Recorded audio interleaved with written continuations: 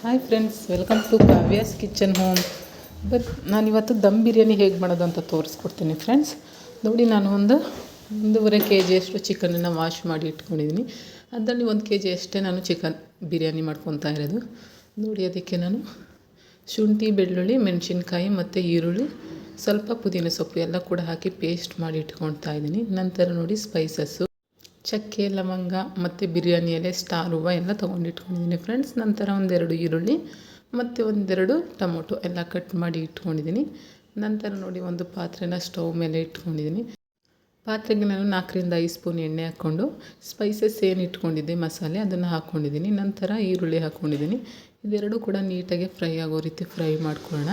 ನಾವು ಸ್ಪೈಸಸ್ ಚೆನ್ನಾಗಿ ಹಾಕಿದ್ರೆ ಬಿರಿಯಾನಿ ತುಂಬ ಚೆನ್ನಾಗಿ ಬರುತ್ತೆ. ನಾವು ಇದು ದಮ್ ಬಿರಿಯಾನಿ ಮಾಡ್ತಿರೋದ್ರಿಂದ ತುಂಬ ಚೆನ್ನಾಗಿರುತ್ತೆ ಫ್ರೆಂಡ್ಸ್. ನೀವು ಕೂಡ ಟ್ರೈ ಮಾಡಿ, ಹೇಗೆ ಬಂತು ಅಂತ ನನಗೆ ಕಮೆಂಟ್ ಮಾಡಿ ತಿಳಿಸಿ.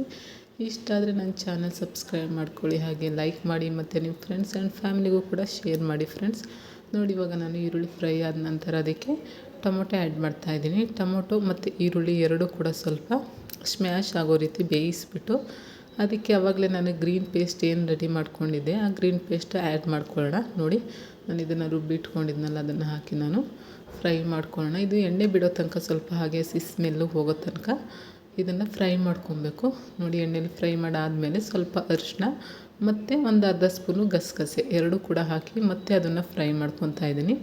ಎಲ್ಲ ಮಸಾಲೆನೂ ನಾನು ನೀಟಾಗಿ ಮಿಕ್ಸ್ ಮಾಡಾದಮೇಲೆ ಅದು ಎಣ್ಣೆ ಬಿಡೋ ಟೈಮಲ್ಲಿ ಅದಕ್ಕೆ ಸ್ವಲ್ಪ ಉಪ್ಪು ಮತ್ತು ಸ್ವಲ್ಪ ಚಿಲ್ಲಿ ಪೌಡರ್ ಆ್ಯಡ್ ಮಾಡ್ಕೊತಾ ಇದ್ದೀನಿ. ನಂತರ ಸ್ವಲ್ಪ 1 ಹಿಡಿಯಷ್ಟು ಪುದೀನ ಸೊಪ್ಪು ಕೂಡ ಕಟ್ ಮಾಡಿ ಹಾಕ್ಕೊಂಡಿದ್ದೀನಿ. ಇದೆಲ್ಲ ಸ್ವಲ್ಪ ಎಣ್ಣೆ ಬಿಟ್ಕೊಂಡಾದ್ಮೇಲೆ ನಂತರ ಇದಕ್ಕೆ ನಾನು ಚಿಕನ್ ಏನು ವಾಶ್ ಮಾಡಿ ಇಟ್ಕೊಂಡಿದ್ದೆ ಆ ಚಿಕನ್ನು ಕೂಡ ಸೇರಿಸ್ಕೊತಾ ಇದ್ದೀನಿ. ಈಗ ಚಿಕನ್ನು ಸ್ಪೈಸಸ್ ಜೊತೆ ಸೇರಿ ಎಣ್ಣೆ ಅಂಶ ಎಲ್ಲ ಬಿಟ್ಟಾದ್ಮೇಲೆ ನಾವು ಇದಕ್ಕೆ ನೀರು ಸೇರಿಸ್ಕೊಬೇಕಾಗುತ್ತೆ ಫ್ರೆಂಡ್ಸ್. ನೋಡಿ, ನಾನು ನೀಟಾಗಿ ಮಸಾಲೆ ಮತ್ತು ಚಿಕನ್ ಎರಡೂ ಕೂಡ ಮಿಕ್ಸ್ ಆಗೋ ರೀತಿ ಮಿಕ್ಸ್ ಮಾಡ್ಕೊತಾ ಇದ್ದೀನಿ. ನೀಟಾಗಿ ಮಿಕ್ಸ್ ಆಗಲಿ. ನೋಡಿ, ಒಂದು ಸೈಡ್ ನಾನು ಸಣ್ಣ ಅಕ್ಕಿ ತೊಗೊಂಡೋದನ್ನು ವಾಶ್ ಮಾಡಿ ಇಟ್ಕೊಂಡಿದ್ದೀನಿ. 2 ಲೋಟದಷ್ಟು ನಾನು ಅಕ್ಕಿನ ಹಾಕ್ಕೊತಾ ಇದ್ದೀನಿ. ನೀವು 1 ಕೆ ಜಿ ಚಿಕನ್ಗೆ 2 ಲೋಟ ಅಕ್ಕಿ ಸಾಕು. ಅದು ಎರಡೂ ಕೂಡ ಚೆನ್ನಾಗಿ ಮಿಕ್ಸ್ ಆಗಿ ಬಿರಿಯಾನಿ ತುಂಬ ಚೆನ್ನಾಗಿ ಬರುತ್ತೆ. ನೋಡಿ, ಇದಕ್ಕೆ ನಾನು ಒಂದು 4 ಲೋಟದಷ್ಟು ನೀರನ್ನು ಸೇರಿಸ್ಕೊಂಡಿದ್ದೀನಿ. ನೀರನ್ನು ಸೇರಿಸಾದ್ಮೇಲೆ ಅದು 1-2 ಕುದಿ ಚೆನ್ನಾಗಿ ಕುದಿಬೇಕು. ಅದು ಕುದಿ ಬಂದಮೇಲೆ 2 ತೇಜ ಬಿರಿಯಾನಿ ಪೌಡರ್ ಅವ್ರದ್ದು ಬಿರಿಯಾನಿ ಪೌಡರ್ 2 ಹಾಕ್ಕೊತಾ ಇದ್ದೀನಿ. ನೋಡಿ, ಇವಾಗ 2 ಬಿರಿಯಾನಿ ಪೌಡರ ಹಾಕ್ಕೊಂಡಾದ್ಮೇಲೆ ನೀಟಾಗಿ ಮಿಕ್ಸ್ ಮಾಡ್ಕೊತಾ ಇದ್ದೀನಿ. ಇದು ನೀಟಾಗಿ ಮಿಕ್ಸ್ ಮಾಡಾದಮೇಲೆ ಸ್ವಲ್ಪ ಟೇಸ್ಟು ನೋಡ್ಕೊಬೇಕು. ಯಾಕಂದರೆ ಚಿಕನ್ ಎಲ್ಲ ಚೆನ್ನಾಗಿ ಉಪ್ಪು ಖಾರ ಹಿಡ್ದಿದೆಯಾ ಅಂತ ನೋಡ್ಕೊಂಡು ಟೇಸ್ಟನ್ನು ಉಪ್ಪು ಬೇಕು ಅಂದರೆ ಸ್ವಲ್ಪ ಉಪ್ಪು ಆ್ಯಡ್ ಮಾಡ್ಕೊಬೇಕಾಗುತ್ತೆ. ನಂತರ ನಾನು ಅಕ್ಕಿನ ಏನು ತೊಳೆದಿಟ್ಕೊಂಡಿದ್ದೆ ಅಕ್ಕಿನ ಹಾಕ್ಕೊತಾ ಇದ್ದೀನಿ. ಇವಾಗಲೇ ಲಿಡ್ಡನ್ನು ಕ್ಲೋಸ್ ಮಾಡೋ ಅವಶ್ಯಕತೆ ಇರಲ್ಲ, ಯಾಕಂದರೆ ಅದು ಅಕ್ಕಿ ಒಂದು ಕುದಿ ಚೆನ್ನಾಗೇ ಬೇಯಬೇಕು. ಅಲ್ಲಿ ತನಕ ಸ್ವಲ್ಪ ಹೈ ಫ್ಲೇಮಲ್ಲೇ ಬೇಯಿಸ್ಕೊಳ್ಳೋಣ.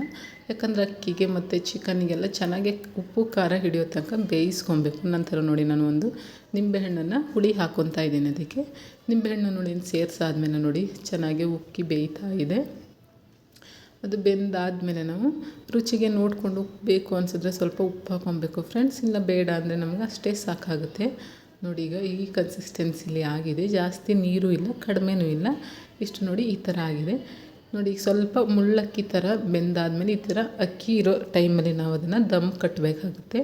ನೀವು ಇದ್ರ ಮೇಲೆ ಸ್ವಲ್ಪ ಕೆಂಡ ತುಂಬಿ ಇಟ್ಟರು ನಡೆಯುತ್ತೆ. ಇಲ್ಲ ಸ್ವಲ್ಪ ಪಾತ್ರೆನ ಎಲ್ಲೂ ಏರ್ ಔಟ್ ಆಗದೆ ಇರೋ ರೀತಿ ನೀಟಾಗಿ ಮುಚ್ಚಿ ಅದ್ರ ಮೇಲೊಂದು ವೆಯ್ಟ್ ಇರೋವಂಥ ಕಲ್ಲನ್ನು ಇಟ್ಬಿಟ್ರೆ ಸಾಕು. ಅದೇ ಸ್ವಲ್ಪ ಅದರಲ್ಲಿ ಸ್ಟೀಮ್ ಏನಿರುತ್ತೆ ಆ ಸ್ಟೀಮ್ಗೆ ಅನ್ನ ಚೆನ್ನಾಗಾಗುತ್ತೆ. ರೈಸ್ ಎಲ್ಲ ಚೆನ್ನಾಗಿ ಬೇಯ್ಕೊಳ್ಳುತ್ತೆ. ನೋಡಿ, ಇವಾಗ ಈ ರೀತಿ ಆಗಿದೆ. ನಾನು ಅದನ್ನು ನೋಡಿಬಿಟ್ಟು ಅದ್ರ ಮೇಲೆ ನಾನೊಂದು ದಪ್ಪ ಕಲ್ಲಿಟ್ಬಿಟ್ಟು ಬಿಟ್ಬಿಡ್ತೀನಿ.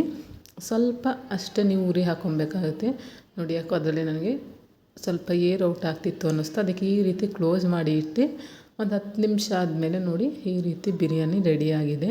ತುಂಬ ಚೆನ್ನಾಗಿರುತ್ತೆ ಫ್ರೆಂಡ್ಸ್, ತುಂಬ ಚೆನ್ನಾಗಿರುತ್ತೆ. ಸ್ವಲ್ಪ ಎಣ್ಣೆ ಇನ್ನೂ ಸ್ವಲ್ಪ ಬೇಕಿತ್ತು ಅನ್ನಿಸ್ತು ನನಗೆ. ಬಿರಿಯಾನಿಗೆ ಸ್ವಲ್ಪ ಎಣ್ಣೆ ಜಾಸ್ತಿ ಇದ್ದರೆ ತುಂಬ ಟೇಸ್ಟಿಯಾಗಿರುತ್ತೆ ನೋಡಿ. ಆದರೂ ಕೂಡ ಅದು ಟೇಸ್ಟ್ ಏನು ಕಡಿಮೆ ಆಗಿರಲಿಲ್ಲ. ತುಂಬ ಚೆನ್ನಾಗಿತ್ತು ಬಿರಿಯಾನಿ, ಪರ್ಫೆಕ್ಟಾಗಿ ಬಂದಿತ್ತು. ನೀವು ಕೂಡ ಟ್ರೈ ಮಾಡಿ, ಹೇಗೆ ಬಂತು ಅಂತ ಕಮೆಂಟ್ ಮಾಡಿ. Thank you for watching.